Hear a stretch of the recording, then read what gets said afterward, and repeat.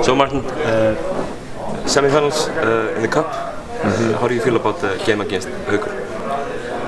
I think it's going to be a big game.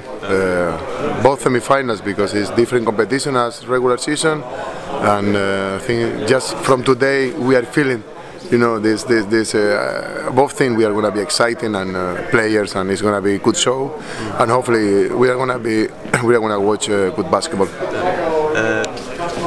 As you say, it's a different competition. It's only one game and you're out or you go forward. Your team has been up and down this season. I mean, one game you look like the best team in the country, and the next game you do not look like the best team in the country. How are you gonna motivate your guys for this one game?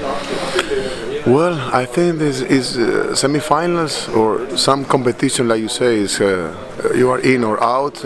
We don't need too much motivation, you know. I think everyone should find their own motivation, and I think already we are all in. And yesterday we got a big win after the lose against Ear, and I have everybody's positive, and we are gonna do very well. This is my opinion. You know, I have this feeling from the team. Also, they show that, like you say, the season is going like up and down a little bit, but our mind, you know, is in the right place, and we are gonna do well. You excited?